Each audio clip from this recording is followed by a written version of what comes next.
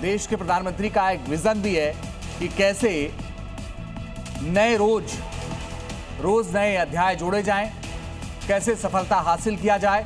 और स्पेस पे एक और सफलता आज भारत हासिल करने जा रहा है, जब विक्रम-1 की उड़ान होगी अब से थोड़ी ही देर बाद।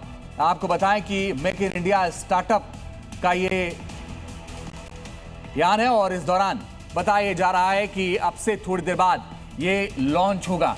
ये निजी रॉकेट है विक्रम-1 जो लॉन्च होने जा रहा है। आत्मनिर्भर भारत की ये उड़ान है, इसकी तैयारी काफी वक्त से चल रही थी और अब फिलहाल इसकी तैयारी के लिए वो सारी जो तकनीकी तौर पर तैयारियां हैं वो भी पूरी हो गई हैं।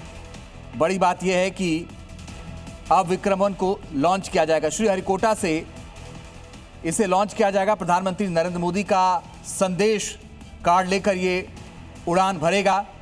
ये पेलोड लेकर जा रहा है और कई सारी कहानियां इसके पीछे हैं। वैसे तो 11:30 बजे के आसपास का वक्त दिया गया है। आज सुबह अब से कुछ ही सेकंडों बाद ये उड़ान भरने वाला है। श्रीहरिकोटा स्थित सतीश धवन अंतरिक्ष केंद्र से अंतरिक्ष में उड़ान भरेगा। मगर ये सफर इतना आसान नहीं था, लेकिन अब ये सफर आसान होता हुआ दिख रहा है। इसके पीछे एक कड़ी मेहनत भी रही है और पहला प्राइवेट रॉकेट है ये विक्रम-1 जिसकी लॉन्चिंग हुई। तो आप देखिए जितेंद्र सिंह आपको नजर आ रहे हैं और इसी पर बातचीत करने के लिए मेरे साथ विनोद श्रीवास्तव जुड़ रहे हैं, पूर्व इसरो के वैज्ञानिक। साथ ही मेरे साथ डॉक्टर सीएम नौटियाल साहब जुड़ रहे हैं, पूर्व इसरो वैज्ञानिक। आप दोनों का बहुत स्वागत है। विनोद सर, पहला सवाल आपसे, एक बड़ी सफलता के तौर पर इसे देखा जा रहा है। आप आसान भाषा में अगर समझाएं तो क्या खासियत है इसकी और क्या सफलता मिलने जा रही है? आइए, मैं समझाने के लिए मैं आपको आज से करीब 46 साल पहले ले जाना चाहता हूँ जी। 46 साल पहले भारत के राष्ट्रपति लेट डॉक्टर अब्दुल कलाम, जो कि उस समय SLV-3 के प्रोजेक्ट डायरेक्टर थे, उन्होंने आज के ही दिन 1980 में ये SLV-3 को सफलतापूर्वक लॉन्च किया था। तो आप देखिए, जो सफलता हमने 46 साल पहले जो अपना प्रथम रॉकेट जिसको कि इसरो ने छोड़ा था, आज इसको रिपीट करने के लिए हमारे स्काई रूट जो कि एक प्राइवेट कंपनी के रूप में आए हैं, ये आज से छोड़ने जाने वाले हैं।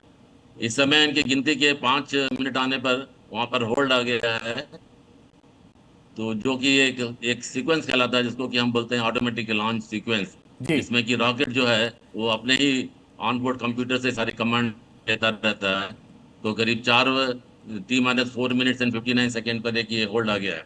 जब हम 46 साल पहले जाते हैं, जाके हमने SLV-3 को पहली बार सफलतापूर्वक छोड़ा था, उसके 1 साल पहले आपके सभी श्रोताओं को ज्ञात होगा कि वो रॉकेट जो इसको कि SLV-3 का प्रथम उड़ान कहा गया था, वो सफलतापूर्वक कक्षा में नहीं जा पाया था।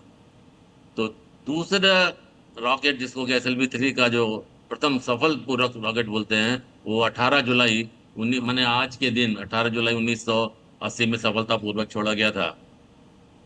आइए हम आपको विक्रम रॉकेट जो कि अभी छोड़ने वाले हैं इसके बारे में थोड़ा सा बताएंगे आपको। बिल्कुल सर।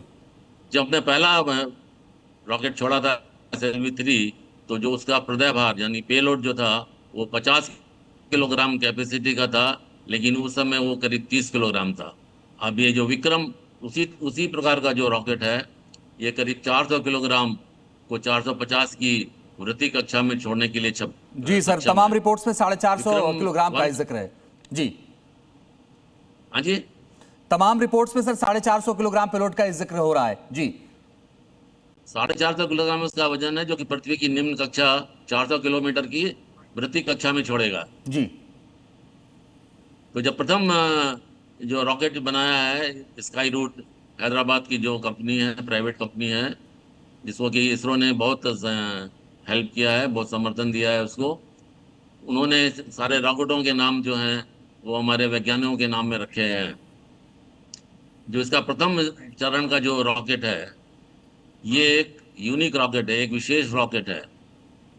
इसकी जो इसकी लंबाई है रॉकेट की, जब हम इसरो ने इसको रॉकेट बनाते हैं तो ये हम इसको 3 चरणों में उसको कास्ट करके फिर उनको लॉन्च मैं सर लौटता हूं आपके पास और मैं आपसे और इस पर विस्तार से जानकारी लूंगा, मगर डॉक्टर सीएम नौटियाल सर, एक और कहानी इसके पीछे है कि ये जो स्काई रूट है, जो निजी कंपनी है, इसके लोग भी इसरो में कभी काम कर चुके हैं, तो उससे तो इसको मदद मिली होगी, मगर इसकी क्या और खासियतें हैं जरा बताइए। Because it continuously burns and throws away propellant.